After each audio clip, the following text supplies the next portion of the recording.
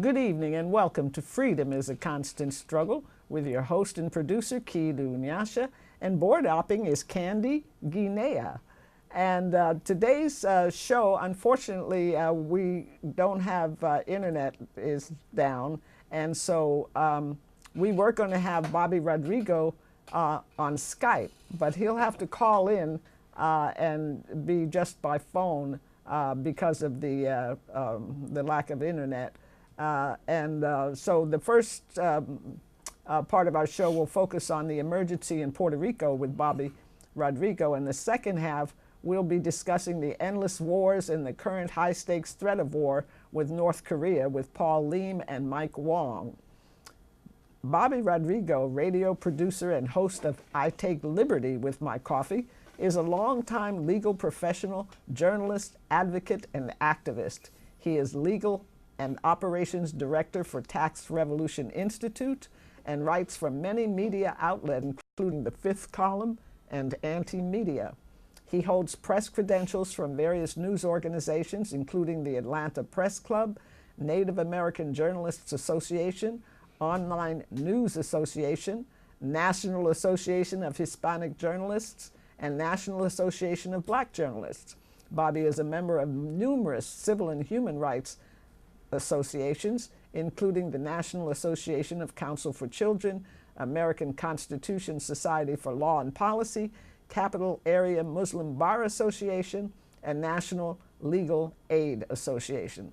A veteran and single parent, Bobby is currently involved in two new projects called Behind the Smoke and The Best Interests of the Child. Do we have Bobby yet on the phone? He hasn't called. He hasn't called in yet. So I'll share information about our other guests, Michael Wong and Paul Liem, while we're waiting to hear from Bobby. Michael Wong was a U.S. Army war resister and deserted to Canada during the Vietnam War. A retired social worker with a Master of Social Work degree, he is currently outreach coordinator for Veterans for Peace and a member of the Veterans Writers Group led by Maxine Hong Kingston. Mike is featured in the movie Sir, No Sir about GI resistance to the Vietnam War and in the anthology Veterans of War, Veterans of Peace, edited by Maxine Hong Kingston.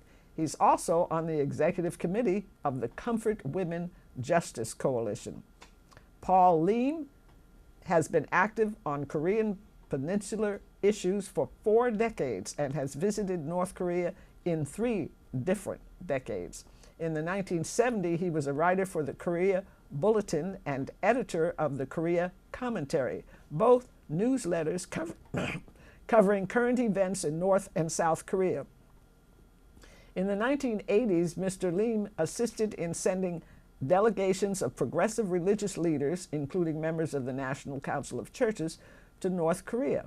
In the 1990s, he served as advisor to the Berkeley Annual Reunification Symposia series that hosted guest speakers from North and South Korea from 1991 to 1997.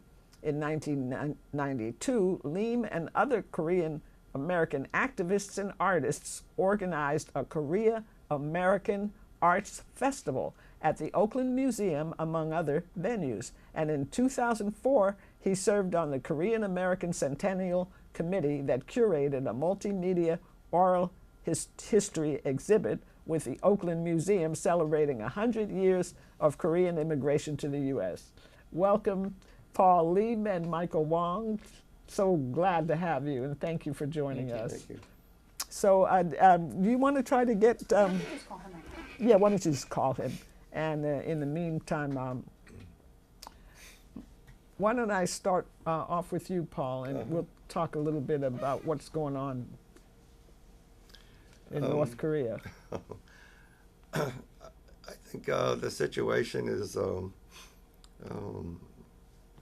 pretty tense right now between the United States and North Korea.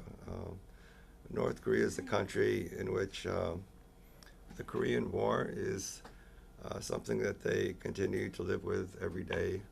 I think it's a war that we take for granted and know little about anymore in the United States. But since that war, the fighting ended with a truce there has been no period of time when North Korea was developing without having to carry the burden of sanctions, and there was no period of time in which that country was developing without a threat of military confrontation or continued fighting. And so the issue for North Korea, I think not just for the government there, regime there, but also for the population, the priority has been to maintain the sovereignty of the country. And over the years, I think North Korea has come to the conclusion, as a result of its dealings with the United States, that the only thing the United States would really respect or enable them to survive would be if they developed nuclear weapons. And somewhere in the 90s, they launched along that path. I think up until the last couple of years, there has been the possibility of some sort of negotiated settlement with North Korea. And as recently as last June, the North Koreans had offered to freeze their nuclear weapons testing and missile testing if the United States would call off the war games. They made this offer in 2015 when Obama was president, and they reiterated it again last June. And in the aftermath of that, Trump has upped the ante with North Korea. He's insulted the leader personally. He's threatened to totally destroy their country, and has been sending B-1B bombers flying near the border of North Korea, conducting war games in South Korea right now. And this has resulted actually in North Korea declaring that the United States has declared war against it. And the situation right now is, I think, on all sides very scary. And everybody's waiting to see, if there's any possibility of some sort of breakthrough on this. But it doesn't seem like it's coming, at least not from Trump personally, although the people around him seem to be advocating for some sort of diplomatic solution, but it's not coming from the president. And I think to the North Koreans, that's probably what counts. I think that a lot of people, a lot of Americans in particular, are really unaware of the devastation of Puerto Rico during the Korean War, and how the Korean War came about. Could you clarify that? Give a little history of that? Well, when the country was liberated from Japanese colonial rule in 1945, the question was who would evacuate Japanese from the Korean Peninsula. And the original idea was that the Soviet Union would take the surrender of the Japanese in Korea. The United States had second thoughts about that and did not like the idea of Russia occupying the whole of the peninsula. And so the United States looked at the map, and they proposed a division of Korea at the 38th parallel, where the United States, under the 38th parallel, accepted the Japanese surrender. There was in Korea during this period of time a national coming together, the beginnings of a national formation, a national state, a national government. When the United States arrived in South Korea, they set up an American military government. They disbanded the People's Committees. They declared this incipient Republic of Korea to be null and void, and they put into power in South Korea Syngman Rhee, who had spent the last 40 years of his life in the United States, and he was extremely conservative and anti-communist. North of the 38th parallel, the Soviet Union recognized the People's Committees. The People's Committees continued to organize, and in the north, Kim Il-sung, who had been a guerrilla fighter and leader in Manchuria, and an anti-Japanese, with an anti-Japanese reputation, came into power in that country. During this period of time, the United States and Syngman Rhee carried out this repression of the left and progressive forces in South Korea, resulting actually in hundreds of thousands of patriotic Koreans that were just hauled out and shot. And at a certain point of time, when it became clear to the United States that if there were elections freely held throughout the North and the South, some form of socialist type of government would have probably come into being on that peninsula. And at that point in time, the United States threw the question to the United Nations and brought the United Nations to come in and supervise separate elections in the South. And that's how the Republic of Korea was formed in 1948. The Democratic People's Republic of Korea was formed a few months later, but it was formed on the basis of elections that were held in North Korea and underground in South Korea. And the United States military actually estimated about 86% of the South Korean population participated in those elections. And the Democratic People's Republic was actually formed with a National Assembly consisting of representatives of North and South Korea. But of course, the country was truncated in half. And the progressive forces in South Korea were not able to prevail under those circumstances. Wasn't that very similar to the way Vietnam was divided? Yes. Yes, You wanted- after World War II, we had helped Ho Chi Minh against the Japanese during World War II.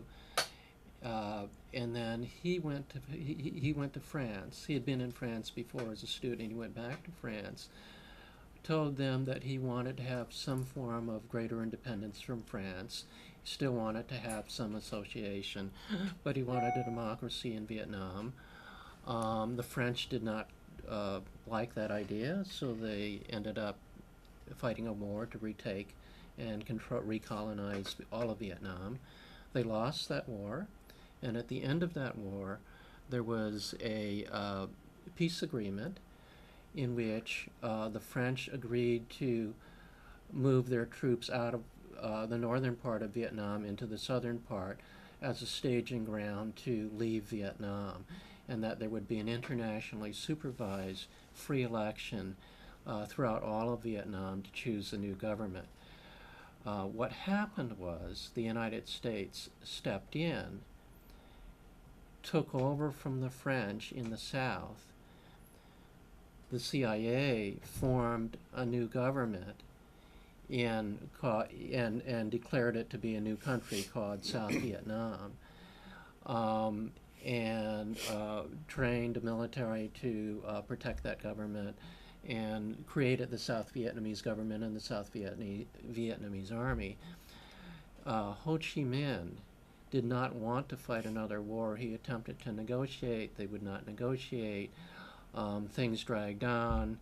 The guerrillas in the South, who had fought against the French with Ho Chi Minh, became restless, and they said, look, we're being oppressed. They started protesting. There were some shootings of different of their leaders, and they said, at this point we have to fight. So they started a guerrilla war, and then they said to Ho Chi Minh, are you with us or are you not with us? And of course at that point Ho Chi Minh had no choice. He said, well, the war's on, I'm with you. And that was how North and South Vietnam were created. That's how the Vietnam War got started. And of course we know at the end that Vietnamese won and the Americans had to leave. Yeah, and they won basically, not militarily, but through international public opinion. Politically, they won. It was a combination of factors, I would say. Militarily, they were never defeated. They kept killing Americans. They kept killing South Vietnamese forces. And public opinion throughout the world turned against the United States. Yes, And it in the did. United States, of course, as you know, there were massive protests. Oh yeah, Hundreds of I thousands was of out there. people. Yes, both of us were involved. Hundreds of thousands of Right. people refused to be inducted or refused the draft or one thing or another. There were like tens of thousands of U.S. Army deserters. Troops were rioting in Vietnam. American troops were killing their own officers. Between the Viet Cong and North Vietnamese Army forces, the rebellion within the American military, and the rebellion at home, the U.S. government was forced to eventually negotiate a face-saving out and withdraw from Vietnam. Right. Paul, how do you think we're going to prevent the U.S. from making a bigger mess in Korea? I mean, and also I wanted to ask you to explain the THAAD, T-H-A-A-D. The THAAD is a U.S. Anti-missile defense system. It's a product of Lockheed. It is a system that Trump is trying to charge the South Korean government $1 billion to maintain in Korea. The problem with this system is that A missile defense system? it's the Reagan Star Wars. We're going to build a system that will shoot down any missile that comes towards the United States. It's the latest generation of that, and it's a project that has never been successfully tested, in a real combat situation, and is not 100% accurate even when it's tested in isolated test situations. It is being opposed by the people of South Korea in the sense that it is not just a question of people not wanting this thing in their backyard, but the villagers that are having to deal this. Their cry is that it should not even be in the country. And what this does is it increases the militarization of the Korean Peninsula, which is a direction politically and strategically that just begs for another war on the Korean Peninsula, and that is not what the population there wants. When Moon Jae-in was elected, he was seen as someone who could possibly push back on the United States and actually engage in some productive conversations with North Korea. But as things have occurred,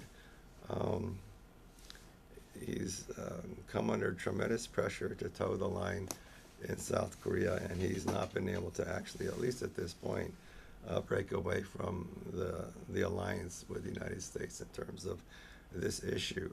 I think that if Moon Jae-in were able to, as the president of South Korea, simply say, we're not going to participate in these war games anymore, then I think the North Koreans would actually take note of that and consider actually having negotiations with him.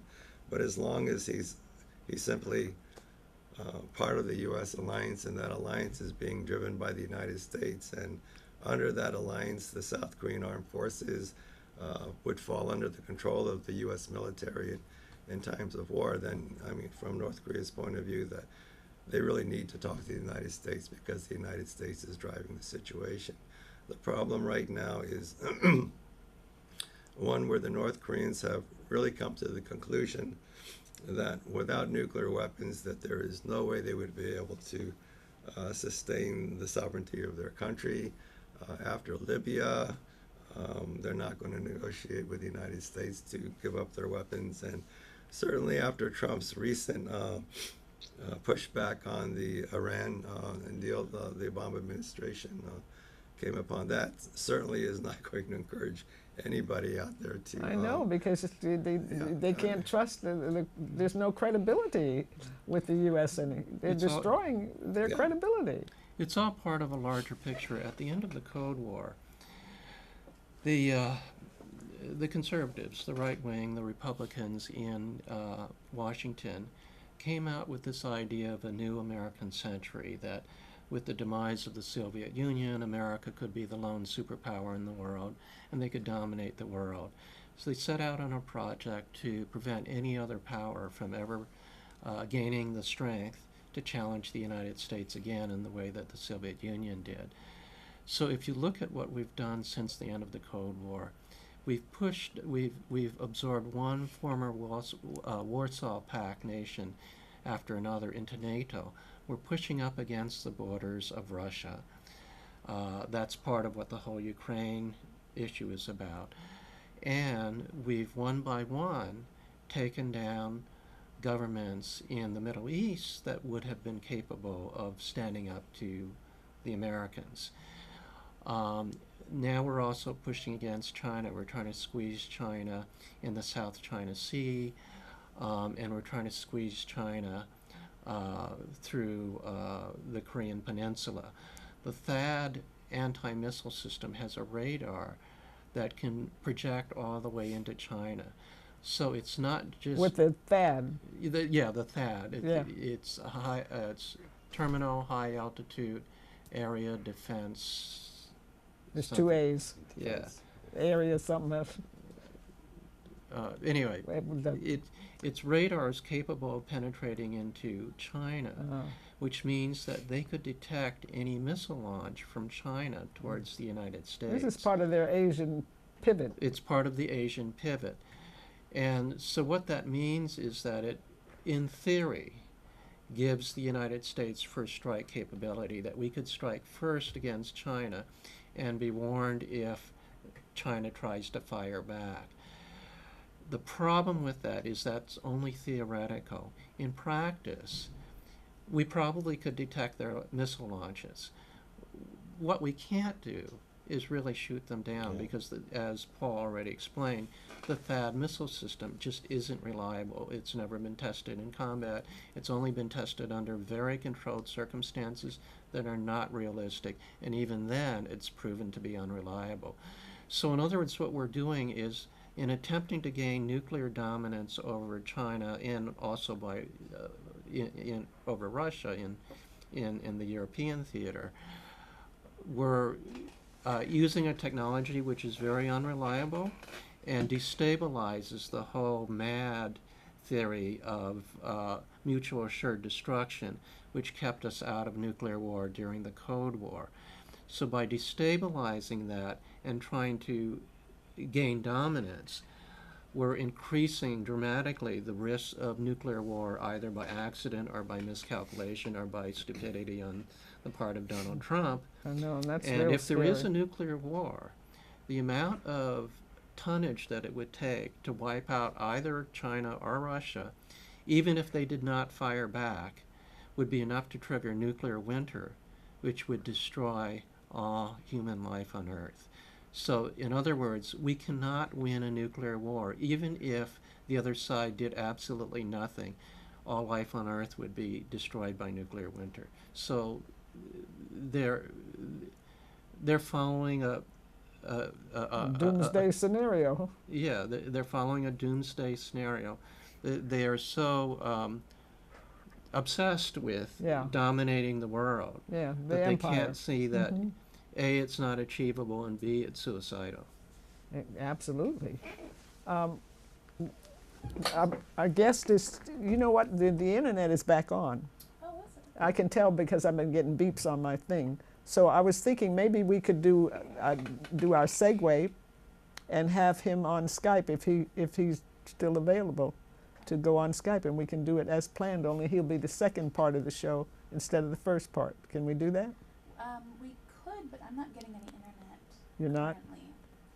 So I don't. Why am I getting little beeps on mine, I'm not sure. my computer?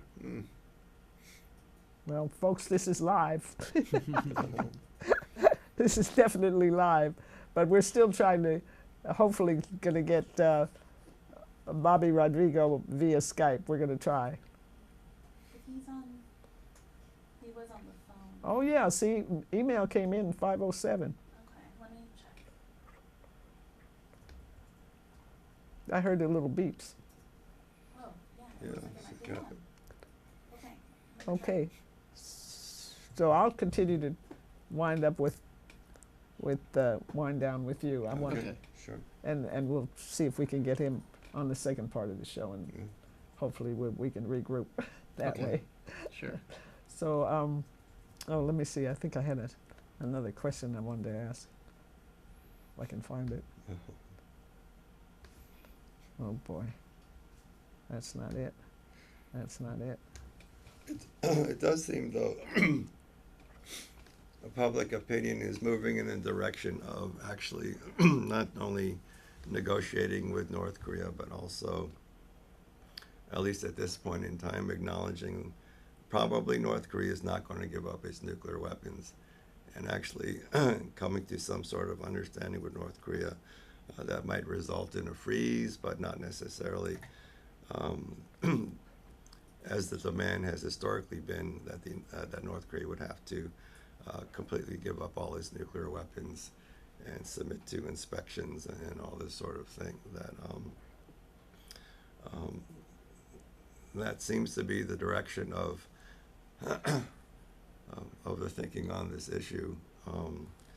If that actually does come to pass, there is some possibility of cooling the situation down. But if the United States maintains its position that it will not, under any circumstances, tolerate, a North Korea with nuclear weapons, then, the North Korea has basically said that, the only point in time that they will actually, come to the table is when they have demonstrated for themselves, the capability of nuking the United States, which means they have more testing to do in terms of a missile that can re-enter the atmosphere without blowing up or burning up. And they also believe that they do need to, as part of finalizing this process of development, test out an atmospheric explosion of a nuclear device over the Pacific. Both of these things are, could provoke the United States to respond, by attacking North Korea. It could trigger a war. It does sound like the CIA seems to think that North Korea is about 5 months away from being able to complete its nuclear missile program. And what we as people, Americans, are, need to do during this time is we really need to we need to put our foot down and say, war under these circumstances is simply not an option. That we need to stop the bluster, we need to stop the rhetoric, we need to stop calling, other leaders names, and we need to actually figure out how can we live together, in this world today, given that there's no trust of each other. What can we reasonably do to assure ourselves and the rest of the world that our enmity will not result in a nuclear annihilation of the planet? We need to be mature enough to have that conversation. For sure. With the North Koreans. I mean, it doesn't make sense. We are looking at war. We are really looking at war. I mean, India, Pakistan, Israel, as much as it's hidden, and what other countries have nuclear weapons already? Britain, Britain France. and France. And the U.S. has, and Russia, and Russia. the U.S. has more nuclear weapons than all of the others combined. Is that correct? I don't know how many each of them have. We have about above 7,000, I believe. Yeah, the United States has vastly more than anybody Vastly more than We have anybody. vastly more. I just don't know what Exactly. the cumulative total is. else. And so now they're going to start a nuclear war over North Korea, trying to get one. What kind of nonsense is that? It makes no sense. The first Korean War was really being driven by the Cold War at that time, and it's coming on us again because these Cold War tensions are flaring up over the issue of, what is the U.S.'s place in Asia going to be with the rise of China, and the inability of our country to have a vision of a role it can play in that part of the world without being the dominant, you know, cop in that world. And the world has changed. You know, China's not going to roll back or disappear. And North Korea is not going to give up its nuclear program. And China has about 5 times the population of the United States, you know, so I think we need to recognize that we need each other. They have a fear of China that goes way back to medieval times when there was the saying, you know, don't awaken the sleeping dragon. But what they don't understand is they don't understand the mentality of China. The elites who rule in Washington see the world as a zero-sum game. Either you are the oppressor or you are the oppressed. China doesn't see the world that way and never did. China's been around for 5,000 years. All these different Western civilizations have come and gone in that time. China's still there because China's view is when they enter a strong period in history, they stabilize the country and stop right there. They don't overreach because China's always had the philosophy that to try to expand further as an overreach would exhaust the energy of the nation, the resources of the nation, and would lead to collapse, which is exactly what happened to like the Roman Empire and many other empires, and it's what is happening to us now. So their goal is stability. China invented gunpowder 400 years before anybody else. They never went on a world conquering spree. Why? Because their philosophy was we only need to be strong and stable within our own country. We don't need to conquer the world. There's no, you know, it's self-destructive. So the fear that the people, I think the 1% in Washington feel is because they view the world as a zero-sum game. That's their mentality.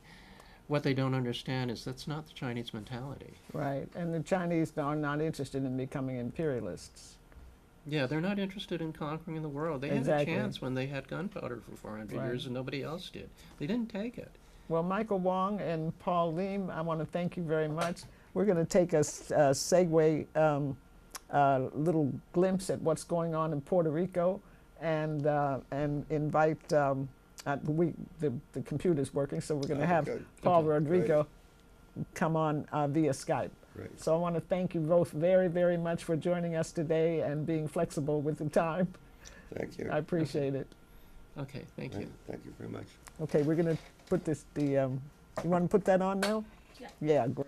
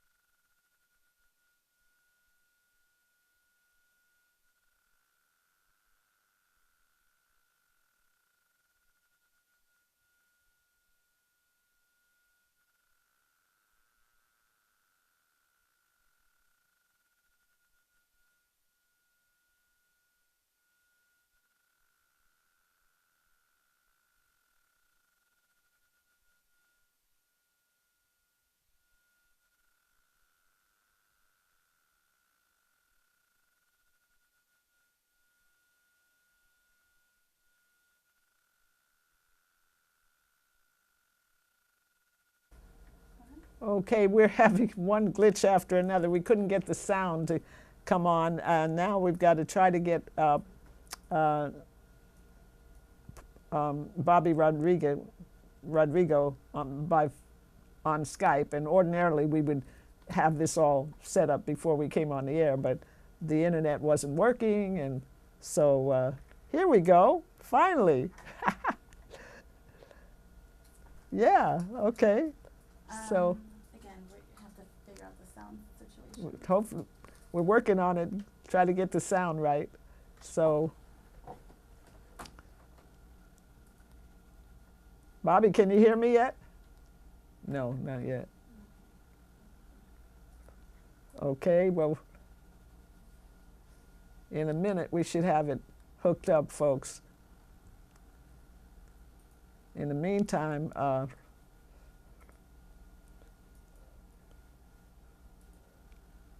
the situation in Puerto Rico, as everyone knows, is still dire because there's no electricity. In most folks don't have electricity, and they don't have, and they don't have clean water, and they're lacking food, all the very basics, and of course most people are houseless too. Have we got it together yet? Oh boy. No, I can't hear him. Wow.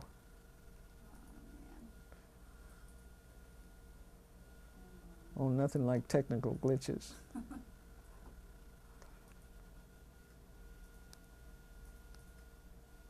Oh boy.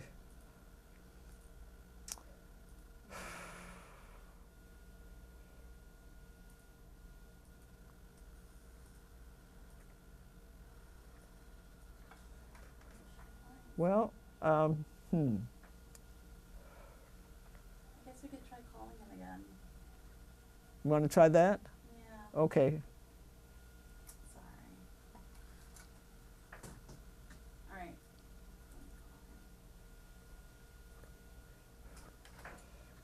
Okay.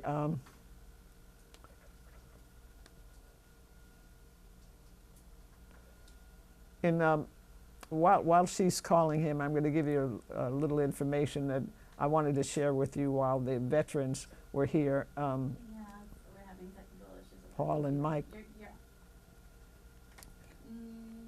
No, our other video wasn't working either. But you're here now, so we'll just have you on the phone. Are we just going to do it on the phone? Oh, okay. Can you Yeah. hear? Bobby, are you there? I am. Oh, good.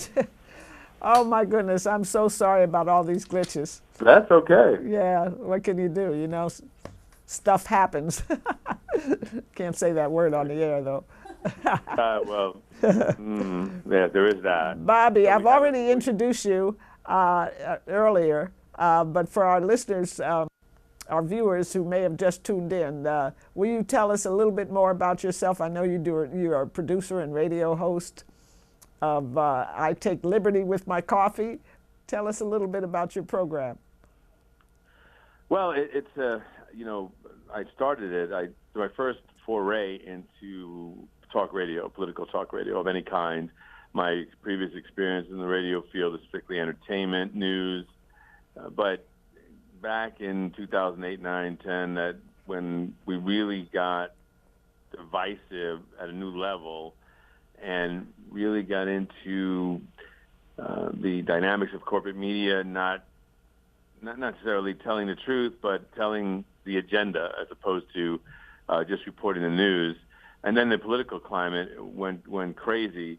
I got involved in a number of things, including deciding to make my own messaging and having, civil discourse and, trying to promote the truth on whatever subject matter. Doesn't really matter. So that was the approach. And then, of course, I want to, I point out a few things that I think are deficient in the way our government behaves, our elected official behaves, particularly when it comes to the Constitution, but not in some rigid way except for the rule of law, because, my view is that if they follow the rule of law in many of their actions, we wouldn't be in nowhere near the messes that we wander around in, without getting into a critique of the value, or if there was some kind of better model than the Constitution of the United States. But it would be a good starting point, at least, where if we followed it, to the way it was put out, we would be doing a lot better than what we are, instead of this rogue whatever it is that we are doing. I'm not exactly sure what we're doing in our government anymore, other than nothing that is involved in sanity or injustice or in equality or anything like those things, or in peace.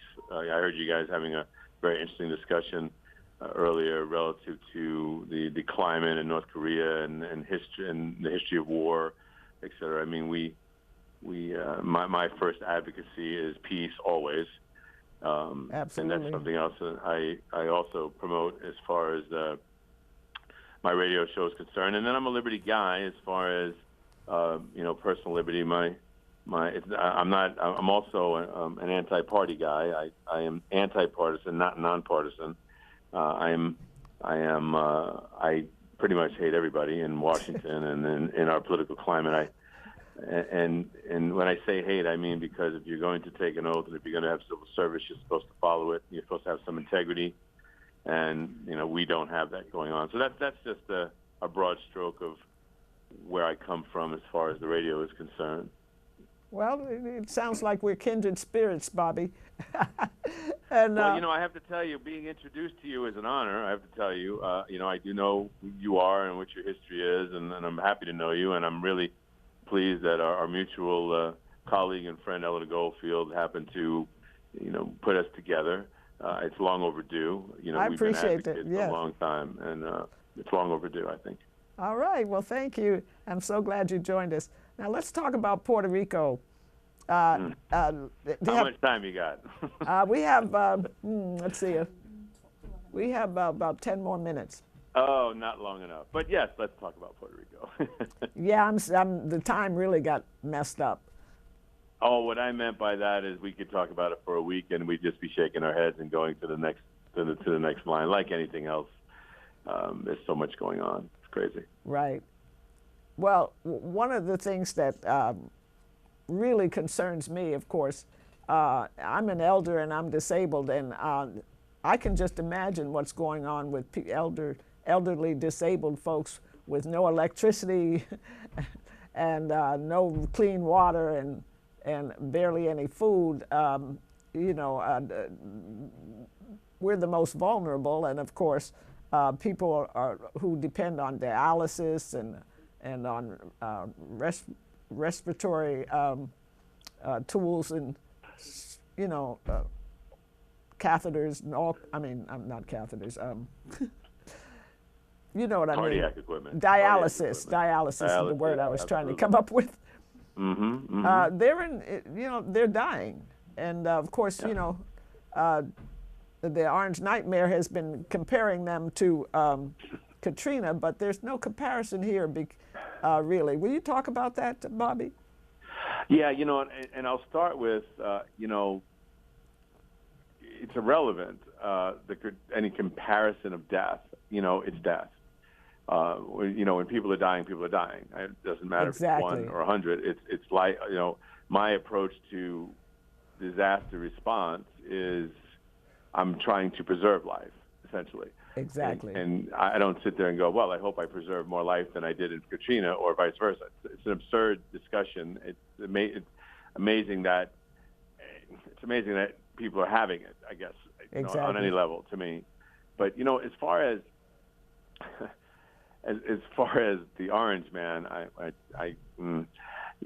my problem with the Orange Man or anybody who is elected is, particularly in the presidential thing, my position is I haven't had a good president in my lifetime, essentially.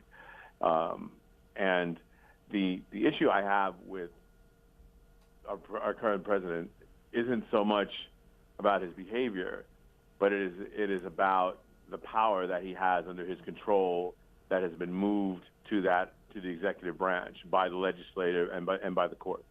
Right. If you look at, I did and I won't go off track. I'll just say this real quick. I testified in front of the Common Council in the state of New York and Albany when we were passing a resolution against, and battling the indefinite detention provision of the NDAA, which we could talk about for a week as well. And when President Obama, or who I call Mr. Potential, signed that law, signed that piece of legislation into law, he made the statement that I would never use it. So just thinking about he's signing something that he said he would never lose, which is amazing. But my comment to the Albany Common Council was very simple. It says, well, okay, that's great. Let's say I think let's just say for the sake of discussion that I think he's a great president and he would never use it. But unfortunately, he's not going to be president for the rest of the world, the rest of the time on this earth. So the legislature is granting the executive this power, and then they complain about it when they use it. Right. And that's a big deal to me, and that's why I have a problem with the office itself and the amount of power. The same argument with the Clean Water Act. The Congress granted the Clean Water Act and the executive all this power, and then they complain about it when a president uses the power they give him.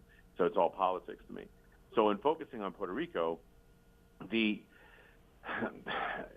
reason I've been out here doing this as long as I have, and I haven't, tomorrow is actually going to be my first day on the island of Puerto Rico. I have, and I'm half Puerto Rican, which is only relevant in that how much more it means to me personally. But, for me, these things are a human thing. But I'm going to be there. I should have been there 3 weeks ago screaming at him the way I've been screaming at him here, but I haven't been able to get the logistics on this side of it moving because of the interferences that we deal with from the executive and multiple layers of it. And that's my biggest problem. The politics, which I don't watch 5 seconds of cable television news. I don't. Most of the stuff I hear or deal with on a daily basis is by wire, and I read and all those other things, which I haven't been doing because of this work. But the lunacy that I've seen and dealt with in the discussions that I've had relative to getting aid to my analogy is that this isn't Puerto Rico and the United States. This is the island and the mainland. This is the United States. So we can even take it to that level. And so basically Puerto Rico is St. Louis. And the only reason why they're getting away with this is because I can't get on a highway and drive to it. Right. This wouldn't even be an issue. It wasn't an issue. I know that I've been out since Harvey. I left with supplies and people and equipment and everything, and I went to Harvey. And then Irma happened, and I flew to Florida to set up a command post in Big Pine Key because I know the keys from Wilma and Katrina. I didn't do Katrina in Louisiana. I did Wilma and Katrina in Florida. And then Maria happened, and it got really, really serious because the islands Dominica was, we were on a search and rescue for 4 days looking for Mr. Aaron Hawkins, for example, who's a friend and a colleague who has the Storm Clouds Gathering website, news website and stuff. And he was there, and we had teams running around all around the islands trying to get into there, and Barbu is completely devastated and evacuated. And then, of course, what happened to Puerto Rico and the direction of the storm was just insane. And FEMA, our wonderful, fantastic FEMA. It's pretty pathetic. It's FEMA. The fantastic job they did. They did normally in disaster responses. FEMA does and I've been doing disaster response since Andrew, and FEMA usually puts out an assessment within 2 days, 24 to 48 hours. When it came to Puerto Rico, they didn't do it for a week or more, which gives you an idea of the priority sense that they had. It is now October 19th, and we're still talking about getting aid to the island. And we had an incident. The rap star Jay-Z donated a 747 to bring supplies over to Aguadilla in Puerto Rico, in the northwest part of the island. And he, since we have all this aid down here, and we have been reaching out to people, and we have, whatever, I don't know, connections, whatever you want to call it, just people trying to do the work. So he asked us to load his plane with water. So we put 40,000 pounds of water on his plane, and he flew it to Aguadilla. And when he gets there, FEMA literally, not figuratively, took the supplies from the plane and thought they were going to keep it. And we had to literally, with guns and the Puerto Rican National Guard, stop them and take the stuff back from them. Wow. So and this is, I'm involved with everybody. I wasn't there, but I was involved with everybody who was involved in it. We were involved in putting the stuff on it. We know the report. So I get on the phone, and I'm talking to the Chief of Staff for Senator Bill Nelson's office. And we're describing this confiscation by FEMA, and this has been going on. And so she sends me an email and asks me to give her the details of everything that's going on in the Chief of Staff, the Michelle McGovern. And so I do, and I didn't realize in the email that there's a screen there, and she sent me what FEMA's official policy. Now think about what I'm going to say, everybody. So FEMA has an official policy guideline requirement of how you get humanitarian aid into Puerto Rico. Now just think of that sentence right there. So there is a process, a bureaucracy, a policy that exists. And mind you, this isn't Donald Trump's, this didn't just pop up with Donald Trump. This didn't just pop up with Barack Obama. This didn't just pop up with George W. Bush or Slick Willie or The Spy or St. We only have 2 minutes. Oh, sorry. I apologize for that. So, but this is something that they said that the requirement for humanitarian aid, the first thing that you had to do to be allowed to give humanitarian aid is you had to tell the world, tell FEMA what the purpose of the aid is that you're sending. That's gospel. That's in writing officially to the United States Senator from FEMA. That you have to tell them the purpose of the aid. Think about what I'm saying here. The purpose of the aid. Wow. It's mind-boggling that they've got bureaucratic nonsense blocking people from getting water and food. That's right. And, Right. and medicine, vital needs. Bobby Rodrigo, I am so sorry we're running out of time. We got. That's okay. But any last words in 30 seconds? Everybody, yes, real quick, everybody. I can tell you that I'm really proud of everybody that has been involved in the effort because the response to these crises in the communities has been phenomenal. And it has been wonderful to meet all the community people and fight with you and stand by you and keep it up because it's been great in that regard. That is the most positive thing that's happened. Thank you so much, Bobby Rodrigo. Thank you, Candy Guinea, for board hopping, and thank you, viewers, for tuning in to Freedom is a Constant Struggle. I'm Kilu Nyasha. All power to the people, and free them all.